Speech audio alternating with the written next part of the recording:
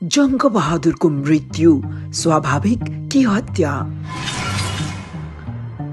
साक्खै मामाको हत्या गरेर सत्ता प्राप्तिको बाटोमा पदार्पण गरेका जंग बहादुरकै पनि आफ्नै भाइ भारदार र दरबारिया षड्यन्त्रमा पटक पटक हत्या प्रयास भएको थियो।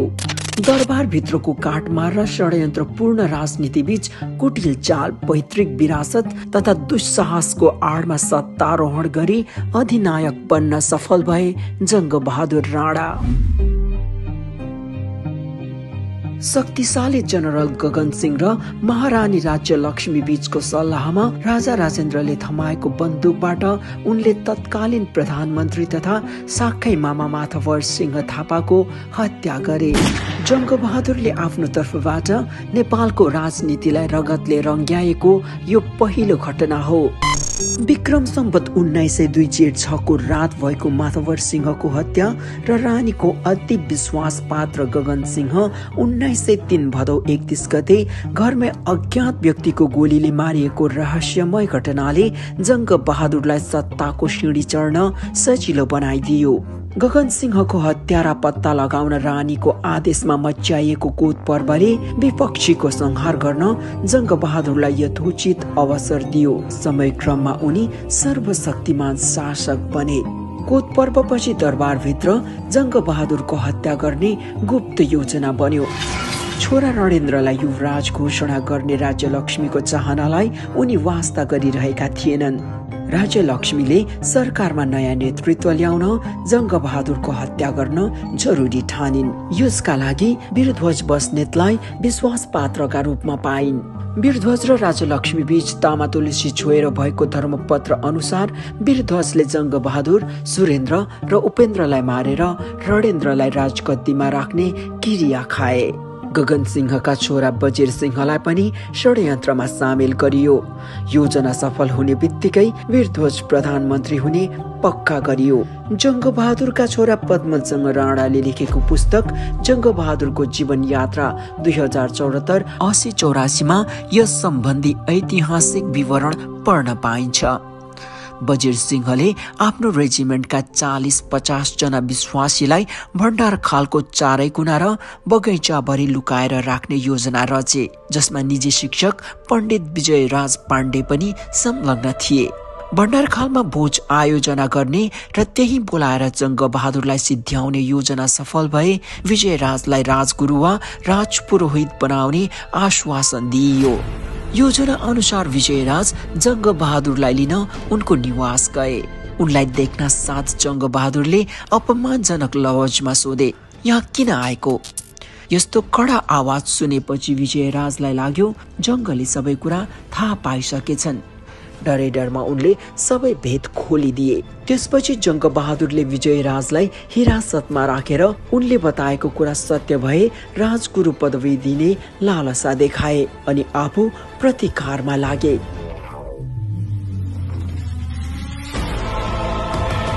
आफ्नो सेनाका 6 कम्पनीलाई तयार रहन आदेश दिए।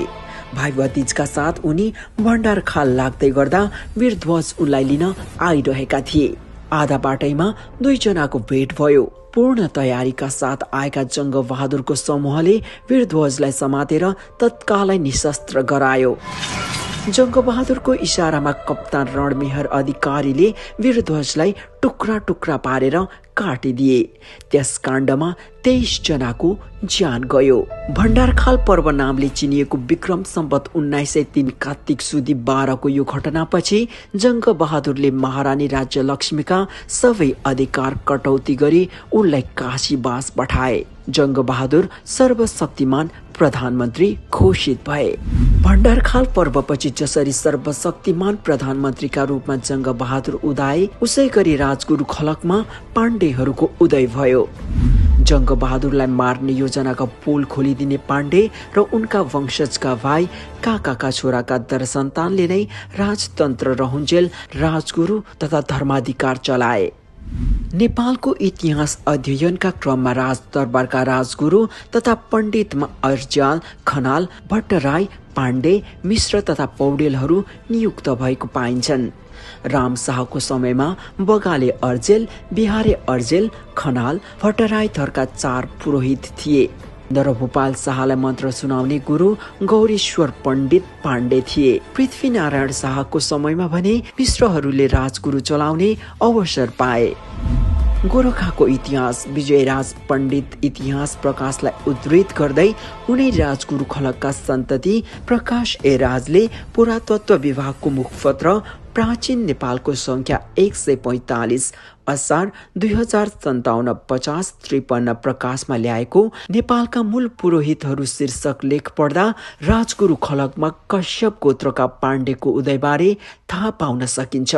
विक्रम सम्वत 1861 माघ सुदी 5 मा सन्धि रुजु गर्ने काममा पण्डित रङ्गनाथ पण्डित पौडेल, धर्माधिकार वाणीविलास पाण्डे र पुरोहित यदुनाथ अर्जेल थिए भन्ने उक्त लेखमा परेबाट नरभूपालपछि गिरवाण युद्ध विक्रम शाहको समयमा मात्र पुरोहितका रूपमा पाण्डेहरूको राजदरबारमा पुनरागमन भएको देखिन्छ। प्रकाश ए राजले गौरीश्वरले नरभूपाललाई मन्त्र सुनाएको उल्लेख गरे पनि इतिहास शिरोमणि बाबुराम आचार्यले उनलाई मन्त्र सुनाउने काम गौरीश्वरका छोरा गोकुल विलास पाण्डेले गरेको जनाएका छन्। पाण्डे राजगुरु खलकको इतिहास खोतल्दा आचार्यले तनहुका राजा दिग्विजय सेनको समयमा कुमाउ बर्खोलाका सिद्ध कहलाएका लक्ष्मण नामका पाण्डे ब्राह्मण केही काल तनहुमा बसी त्यहाँकी एक ब्राह्मणीसँग विवाह गरी गौरीश्वर नामका पुत्र लाभ गरेपछि देश घुम्न गएको तर फर्किएर नआएको जनाएका छन्। पछि विद्या सम्पन्न उनका छोरा गौरेश्वर तनहुका उत्तराधिकारी कामराज दत्त सेनका गुरु भई राजसभामा समेत घुसेर परामर्शदाता बनेको आचार्यले श्रीपाँच बडा महाराजा धिराज पृथ्वीनारायण शाहको संक्षिप्त जीवनी 2061-21-22 मा उल्लेख गरेका छन्। उनका अनुसार नरभूपाल शाहकी आमा मल्लिका देवी माइती तनहुमै रहँदा गौरेश्वरले आफ्नो प्रभाव विस्तार गर्ने अवसर पाए। तनहुबाट मल्लिका देवी र नरभूपालका साथ छोरा गोकुल विलासलाई गोरखा प्रवेश गराउन उनी सफल भए। उनी गोकुल विलासले नरभूपाललाई मन्त्र सुनाए। यसपछि बनारसबाट आएका मिश्र गुरुज्यू भने रुष्ट भए। तर नरभूपालका पूर्ववर्ती राजा पृथ्वीपतिले धादिङ सलाङ गाउँ वीरता दिई एक छोरालाई गोरखामा बस्ने प्रबन्ध गरेपछि उनले चित्त बुझाए। प्रकाश ए राजले भने प्राचीन नेपालमा प्रकाशित पाण्डे राजगुरु खलकमा गौरीश्वरको वंशावलीमा उनी पछिको पुस्ता गोकुल विलास नभई जगन्निवास नाम उल्लेख गरेका छन्। प्रकाशका अनुसार विक्रम सम्वत 1898 को लालमोहरमा पुरोहित विद्यारण्य केशरीका साथै तीर्थराज पण्डितको नाम उल्लेख छ। वंशावलीका अनुसार तीर्थराज जगन्निवासका नाति वेणी प्रसादका छोरा हुन्। जगन्निवासका अर्का नाति नागेश्वरका छोरा विजयराज हुन्। विक्रम सम्वत 1898 तिरै तीर्थराजका सहायक पुरोहितका रूपमा दरबार प्रवेश गरिसकेका थिए। भण्डारखाल पर्वपछि विजयराज शक्तिमा आए। तीर्थराज भने राजा राजेन्द्र र महारानी राज्यलक्ष्मीसँगै बनारसमा थिए। तीर्थराजले विक्रम सम्वत 1906 र 1910 मा पुरोहित पद पाएका थिए। यसरी विजयराज तथा तीर्थराज पाण्डेहरूले अर्जालहरूलाई विस्थापित गरी राजगुरु खलकमा आफ्नो वंशजको वर्चस्व स्थापित गर्न सफल भएको देखिन्छ। प्रकाश ए राज चाहिँ विजयराज पाण्डेका नाति महिला गुरुजू नामले प्रसिद्ध हेमराज पाण्डेका नाति हुन्। कोतपर्व अघि रहस्यमय रूपमा मारिएका जनरल गगन सिंहको ढोकाटोल स्थित घर उनै राजगुरु खलकका सदस्यलाई प्रदान गरिएको थियो। इतिहासविद महेशराज पन्तसँगको यो लेखको संवाद 2077 मङ्सिर 16 अनुसार गगन सिंहको उक्त घर नाति गुरुजू नामले चिनिएका लोकराज पाण्डेलाई दिइएको थियो। उनी विजयराजका नाति हुन्। उक्त घर लोकराजका कान्छा छोरा विश्वराजको अंशमा परेको थियो। विश्वराजका नातिले अहिले यो घर अन्य व्यक्तिलाई बिक्री गरिसकेका छन्। ससुरालीबाट हत्या प्रयास। भण्डारखालमा भोजमा बोलाएर मार्ने योजना विफल बनाए पनि जङ्गबहादुरको हत्या प्रयास रोकिएन। उनी आफू विरुद्धको सम्भावित सबै षड्यन्त्रप्रति सधैँ सचेत रहन्थे। माधवर सिंहको हत्यापछि निर्वासनमा रहेका चौतारीय खलकका फतेजङ शाहलाई बनारसबाट झिकाई प्रधानमन्त्री बनाइयो। तर कोतपर्वमा फतेजङ शाह सहित 32 जनाको ज्यान गयो। 26 जना भागेर बाँचे, 2 जना बाहुन मुडिए, 26 जना निष्कासित भए। फतेजङका भाइ चौतारिया गुरुप्रसाद शाह लगायत 4 जना राजधानीमा नभएकोले बाहिरबाटै भाग्न सफल भएको इतिहासविद ज्ञानमणि नेपालको महाभारत 2052, 257, 260 मा उल्लेख छ। चौतारिया गुरुप्रसाद बनारस पलायन भएका थिए। राज्य लक्ष्मीको काशीवास तय भएपछि राजा राजेन्द्र पनि राजगति सुरेन्द्रलाई सुम्पेर रानीकै पछि लागे। उनको काशीमा गुरुप्रसादहरूसँग साँठगाँठ नहुने कुरै भएन। त्यस अनुसार केही व्यक्तिलाई काशी बनारसबाट जङ्गबहादुरको हत्या गर्न नेपाल पठाइएको थियो। उनले यो योजना पनि विफल पारिदिए। पुरातत्व विभागको मुखपत्र प्राचीन नेपालको संख्या 89 भदौ असोज 2042 3/5 मा प्रकाशित इतिहासविद ज्ञानमणि नेपालको लेख जङ्गबहादुर प्रति दगा र गोठु बस्नेतको अवज्ञामा यसबारे ऐतिहासिक तथ्य पढ्न पाइन्छ। जङ्गबहादुरको हत्या गर्न गगन सिंहको हत्यारा भनी चिनिएका वा चिनाइएका लालझा र दात्री पाद्यालाई पठाइएको थियो। मुख्य योजनाकार चौतारिया गुरुप्रसाद र जगतबम पाण्डे थिए। तर लालझालाई कुम्भेदान बनाउने भनी फकाएर सबै बकाइयो। उनले पोलेको जति पक्राउ परे। झाको भने जेल परेको 3-4 दिनपछि मृत्यु भयो। यी सबैको बयान मुचुल्का बनाएर निर्वासनमा रहेका राजा राजेन्द्रलाई पठाइयो। गुरुप्रसाद र जगतबमले पनि आफूहरूलाई मार्न काशी पठाइएको भनी 2 जना मानिस खडा गरे।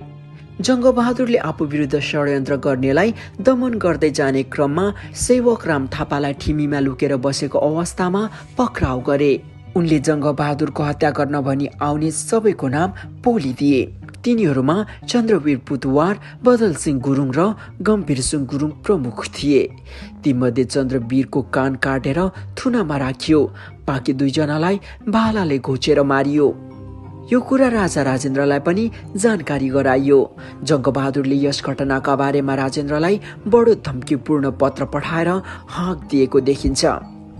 नेपालको महाभारत 2052, 276, 278 मा छापिएको विक्रम सम्वत 1904 जेठमा सुगौलीबाट राजा राजेन्द्रले पठाएको पत्रमा जङ्गबहादुरले पठाएको पत्रको हरफ उल्लेख हुँदा तै मर्नु, जङ्गबहादुर मर्दा जिमी थर्कै आगो पार्याको नजर होला, तगमा भन्या गुलाम मर्न्या छैन भन्ने परेको छ।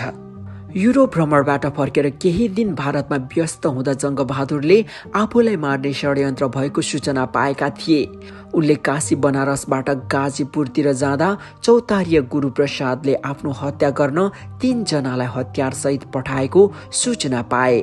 जङ्गबहादुरले यसबारे त्यहाँको प्रहरीमा लेखापढी गरेपछि कम्पनी सरकारले उनका लागि सुरक्षा गार्डको व्यवस्था गरिदिएको पुरुषोत्तम शमशेर जबराको पुस्तक श्री 3हरूको तथ्य वृत्तान्त 2065-82 मा उल्लेख छ। जङ्गबहादुरले उनी चौतारिया फतेजङ र गुरुप्रसाद शाहकी सहोदर बहिनी हिरण्यगर्भ कुमारीलाई विक्रम सम्वत 1910 माघमा 9औं पत्नीका रूपमा भित्र्याएका थिए। उनलाई जङ्गबहादुरले बडा महारानी पद दिएका थिए।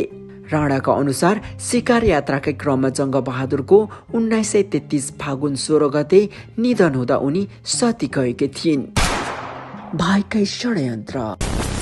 जङ्गबहादुरको हत्या प्रयासमा ससुराली खलक मात्र नभई उनकै भाइबन्धु पनि लागे। यसमा उनकै साहिला भाइ जनरल बद्री नरसिंह सक्रिय भए। उनीहरूको योजनामा माहिला साहेब उपेन्द्र विक्रम शाहले तत्कालीन राजा सुरेन्द्रको समेत हत्या गर्ने तयारी थियो। उक्त पक्षले जङ्गबहादुरका महिला भाइ बमबहादुरलाई प्रधानमन्त्री बनाउने आश्वासन दिएको थियो। जङ्गबहादुरको बेलायत भ्रमणपछि बनेको यो योजनालाई स्वयं बमबहादुरले उनको कानमा पुर्याइदिए। त्यसपछि जङ्गबहादुरले आफ्ना भाइहरूलाई कडा सजाय दिँदै षड्यन्त्र विफल बनाइदिए। यस सम्बन्धी ऐतिहासिक तथ्य पुरुषोत्तम शमशेर जबराको पुस्तक श्री 3हरूको तथ्य वृत्तान्त 2065-84-87 मा पढ्न पाइन्छ। घटना अनुसार बेलायतबाट फर्केका जङ्गबहादुरलाई भेट गर्न बमबहादुर थापाथली पुगे। सन् 1850 फेब्रुअरी 16 विक्रम सम्वत 1906 फागुन 7 गतिको रात थियो त्यो। 2 दाजुभाइ आगो ताप्दै कुराकानी गरिरहेका बेला अचानक बमबहादुर रुन लागे। जङ्गबहादुरले उनलाई कारण सोधे। बद्री नरसिंहहरूले भोलिपल्ट फागुन 8 गते जङ्गबहादुरको हत्या गर्ने योजना बनाएको उनले बताइदिए। वसन्तपुर दरबारबाट जङ्गबहादुर फर्कदा साहिलाबाई general Badri Narsingh, second general Jay Bahadur Kunwar काकाका छोरा र करवीर खत्री मिलेर हत्या गर्ने योजना थियो। जङ्गबहादुरको गाथ ढल्न साथ माइला साहिब उपेन्द्र विक्रमले राजा सुरेन्द्र विक्रमको हत्या गरी राजगद्दीमा आफू बस्ने, बमबहादुरलाई प्रधानमन्त्री बनाउने र बद्री नरसिंहले कमान्डर इन चिफ चलाउने तारतम्य मिलाइएको थियो। जयबहादुर कुँवर र करवीर खत्रीलाई पनि उचित जिम्मेवारी दिने आश्वासन थियो। योजना बुन्न करवीर खत्री प्रमुख रूपमा सक्रिय थिए। उनी जङ्गबहादुरसँगै बेलायत यात्रा गरी फर्केका थिए। उनैले जङ्गबहादुरले हिन्दू भएर पनि युरोपियनहरूसँग खानपिन गरेको र बेलायत फ्रान्समा रहँदा त्यहाँका महिलाहरूसँग संसर्ग गरेको पोल खोलेका थिए। जातबाट बाहेक गर्न नसकिने हुँदा उनको हत्या नै गर्नुपर्ने निष्कर्ष निकाल्दै योजनामा सरिक हुन बमबहादुरलाई पनि बद्री नरसिंहको घरमा बोलाई किरिया खुवाइएको थियो। यस्तो पोल खुलेपछि जङ्गबहादुरले षड्यन्त्रमा सामेल हुनेहरूलाई आफ्नै अन्य विश्वासी भाइहरूको साथ पल्टन लगाएर पक्राउ गरे। त्यसपछि बोलाइएको कचहरीमा उनीहरूलाई विभिन्न सजायको माग भएको थियो। कसैले उनीहरूलाई मृत्युदण्ड दिनुपर्ने माग गरे, कसैलाई तातो फलामले डाम्नु पर्ने, कसैलाई पिचौडामा कैद गरेर औलो लाग्ने ठाउँमा राख्नुपर्ने, झुट कुरा बोल्नेको जिब्रो काटिदिनु पर्ने जस्ता माग उठे। उनीहरूलाई कस्तो सजाय दिने भन्नेमा ब्रिटिस भारत सरकारको निर्णयको पनि प्रतीक्षा भयो, तर 2 महिनासम्म कुनै जवाफ आएन। त्यतिन्जेल उनीहरूलाई जेलमा राखियो र कम्पनी सरकारको जवाफपछि इलाहाबाद जेलमा 5 वर्षको कैद फैसला सुनाइयो। करवीरलाई भने 4 पाटा मुडेर जात पतित गराइयो। खुलेआम हत्या गर्ने घोषणा। जङ्गबहादुरको खुलेआम हत्या गर्ने घोषणा सहित कार्यान्वयनका लागि सैन्य संगठन समेत निर्माण गरिएको थियो। यस्तो काम गोरखा बुङकोटका बासिन्दा तथा भूतपूर्व सैनिक लखन थापा मगरले गरेका थिए। लखन आफूलाई रामशाहकालीन सिद्ध लखन थापाको अवतार ठान्थे र आफूलाई जङ्गबहादुर राणाको हत्या गरी नेपालमा सुनौलो युगको सुरुवात गर्ने आज्ञा मनोकामना देवीले दिएको प्रचार गर्थे। जङ्गबहादुरको हत्या गर्न उनले हात हतियार पनि जुटाएका थिए। लखनको विद्रोह दबाउन देवीदत्त पल्टन खटाउनु परेको थियो। उक्त विद्रोह दमनका विषयमा प्राप्त सरकारी सैन्यहरूको बयान रेग्मी रिसर्च सिरिजको वर्ष 12 अङ्क 5 डिसेम्बर 1980 72-75 मा प्रकाशित छ। विक्रम सम्वत 1932 चैत सुदी 1 को लखन र सहकर्मीलाई पक्राउ गरिएको उल्लेख रहेको उक्त बयानमा उनले शिकार खेल्नु तार्कु वा मनाङ बेसी लमजुङ आएका बेला जङ्गबहादुरको हत्या गर्ने योजना बनाएको जनाइएको छ। यस बापत लखन र उनका मुख्य सहकर्मीलाई मृत्युदण्ड दिइयो। यसरी अनेक हत्या प्रयासलाई विफल तुल्याउँदै जहानीय निरङ्कुश शासनको बिउ रोप्न सफल जङ्गबहादुरले शिकारको समयमा पत्थरघट्टामा प्राण त्याग गरे। जङ्गबहादुरको मृत्युबारे पारिवारिक बयान। जीवनको अन्तिम समयतिर शिकार यात्रामा गएका जङ्गबहादुरले त्यहाँ 2 महिना 20 दिन बिताए। उनले विक्रम सम्वत 1933 मङ्सिर 25 गते काठमाडौँ छाडेका थिए। पहिलो क्याम्प थानकोटमा बस्यो। त्यसपछि मार्खु, सुपारीटार र हेटौडातिर बढ्यो। जमुनिया, पत्थरघट्टा, अदमरा हुँदै शिकार यात्रा अगाडि बढाएका उनी यसै क्रममा मगरटार, जनकपुर, धनुषा, कमला नदीको किनार, मुखी नदीको किनार, बहुरिया, नयाँ गाउँ हुँदै बालम पुगे। त्यसपछि माहौलिया गए। बहिरी भन्ने गाउँमा फागुन 15 गते राखिएको शिकार क्याम्प अन्तिम बन्न पुग्यो। उनले मयूर मार्न बन्दुकको निशाना लगाउनै सकेनन्, बरु आँखा कमजोर रहेको महसुस गरे। उक्त दिन उनले एउटा असाध्यै बलियो र सुन्दर बाघ देखेका थिए। सम्भवतः उनको जीवनीमा वर्णन गरिए अनुसार त्यो नै सेतो बाघ थियो। त्यसपछि दोस्रो क्याम्पका लागि बिगुल बज्यो, तर अचानक जङ्गबहादुरलाई झाडा पखालाले समात्यो। हनहनी ज्वरो आयो। छिनमै गर्मी हुने र छिनमै जाडो हुने गरी बिरामी परे। उनको स्वास्थ्य खराब भएपछि बिगुल फुकाउन बन्द गरियो। मान्छे चिन्न समेत छाडे। कृष्ण गोविन्द नामका वैद्यले उनको नाडी हराउँदै गएको जानकारी दिए। जेठी महारानीले ओठ फुकाएर चम्चाले अष्टमण्डप नामको उत्तेजक औषधि पिलाउने प्रयास गर्दा उनले दाँत बाँधिसकेका थिए। अब उनी सिकिस्त भएको खबर रणदीप सिंह कहाँ पुर्याउन मानिस दौडाइयो। जङ्गबहादुरलाई पालकीमा राखेर पत्थरघट्टा बागमतीतिर लगियो। त्यहाँ पुग्दा मध्यरातमा उनले प्राण त्यागे। 3 दिनपछि जनरल रणदीप सिंह, जनरल धीर शमशेर लगायत भाइ छोरा पत्थरघट्टा आइपुगे। यतिका दिन उनको लास रुख काटेर नाउ जस्तो बनाई त्यसमा खरानी राखी सुगन्धित तेल, कपुर र अत्तर छरेर राखियो। काठमाडौँबाट भाइ छोराहरू आइपुगेपछि दाह संस्कार गरियो। इतिहासविद दिनेश राज पन्तले इतिहास प्रधान पत्रिका पूर्णिमाको पूर्णाङ्क 33 भाद्र 2032-46 मा गरेको तिथि विश्लेषण अनुसार जङ्गबहादुर राणाको मृत्यु विक्रम सम्वत 1933 फागुन 16 गते फागुन शुक्ल द्वादशी उपरान्त त्रयोदशीमा भएको हो। यसरी हेर्दा जङ्गबहादुरकै साइला छोरा पद्मजङ्ग राणाको लेखाइ अनुसार अचानक बिरामी भएर एकै दिनको व्यथाले शिकार यात्राकै बेला उनले प्राण त्यागेको देखिन्छ। तर के जङ्गबहादुरको मृत्यु स्वाभाविक ढङ्गले भएको हो त? एउटा अनुश्रुति। जङ्गबहादुरको मृत्युबारे एउटा अनुश्रुति पनि पाइन्छ। यस अनुसार शिकार क्षेत्रमै पर्ने गाउँकी मगर महिलासँग जङ्गबहादुर आसक्त भए। उनले ती महिलालाई जबरजस्ती आफ्नो शिविरमा ल्याई पत्नी बनाए। आफ्नी पत्नी खोसिएपछि विवल बनेका मगर युवा प्रतिशोधको आगोमा जल्न थाले। उनले एउटा यस्तो खुकुरी बनाए कि हरेक दिन त्यसमा धार लगाउन थाले। उनी खुकुरीको धारलाई आकाशतर्फ फर्काएर हावामा सुतीको कपडा फ्याँक्थे। जब त्यो कपडा खुकुरीको धारमा पर्थ्यो सर्लक्कै 2 टुक्रा हुन्थ्यो। एक दिन उनी जङ्गबहादुरको शिकार क्याम्पमा पुगे र आफू अन्यायमा परेको बताए। उनले जङ्गबहादुरलाई आफ्नो माग सुनाए। महाराज, म अन्यायमा परे, मेरी स्वास्नीलाई जबरजस्ती लैजाने जार काट्न पाऊ। जा काट, जङ्गबहादुरबाट मगर युवाले आदेश पाए।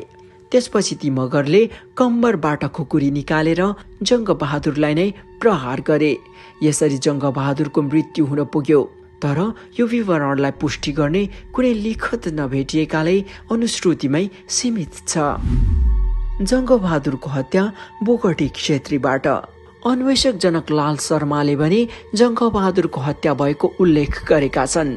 बोगटी क्षेत्री थरका 8 पहरियाले नै जङ्गबहादुरलाई गोली हानेको उनको जिकिर छ। शर्माका अनुसार भारदारहरूमा कोत पर्वको गन्ध गइसकेको थिएन। आपसमा पेचापेच चलेकै थियो। एकले अर्काको विश्वास गर्दैन थियो। नेपालको शाही परिवार पनि आफ्नो प्रभुसत्ता जङ्गबहादुरको हातमा गएकोले फिर्ता लिन भित्रभित्रै योजना बनाउँदै थियो। यस काममा युवराज त्रैलोक्य सक्रिय थिए। तर जङ्गबहादुरको जालबाट उनी उम्कन सकेका थिएनन्, केवल छटपटाएर रहन्थे। यस्तो वातावरणमा जङ्गबहादुरका भाइहरू पनि प्रधानमन्त्री बन्न लालायत भएर पर्खिरहेका थिए। उनीहरू जङ्गबहादुरको हत्या गर्न चाहन्थे र मौकाको खोजीमा थिए। जीवनभर गरेको मनुष्यको शिकारले उत्पन्न मानसिक द्वन्द्व मेट्न जङ्गबहादुर पशु शिकारको लागि मधेसतिर झरे। शिकार खेल्दै बागमतीको किनार पत्थरघट्टातिर 4 कोस झाडीमा पुगे। फागुन महिना लागिसकेको थियो। गर्मी सुरु भइसकेको थियो। जङ्गबहादुर अन्तिम समयमा एउटा राम्रो बाघ मारेर शिकारको विसर्जन गरी काठमाडौँ फर्कन चाहन्थे। अन्तिम शिकार बडो धुमधाम साथ आयोजना गरियो। पक्का शिकारीहरू छानेर जङ्गबहादुर क्याम्पबाट जङ्गलतिर लागे। शिकारीहरूले बाघलाई चारैतिर घेरा दिए। तर 8 पहरिया बोगटी क्षेत्रीले बाघलाई हान्ने न्यु गरेर जङ्गबहादुरको छातीमा गोली ठोक्यो। शिकारसँगै उनको इहलीला पनि विसर्जन भयो। जङ्गबहादुरको यस हत्याकाण्डले त्यहाँका कुनै व्यक्ति विचलित भएनन्, किनकि शिकारमा संलग्न 82 जना नै जङ्गबहादुरको हत्या गर्ने योजनामा सामेल थिए। भनिन्छ माथि उल्लेखित सबै व्यक्तिले पहिले जङ्गबहादुरको हत्या गर्ने र रहस्य कतै नखुल्ने भन्दै रगतको सही छाप गरेका थिए। त्यसैले जङ्गबहादुरको मृत्यु एउटा सेतो बाघद्वारा भएको प्रचार गरियो।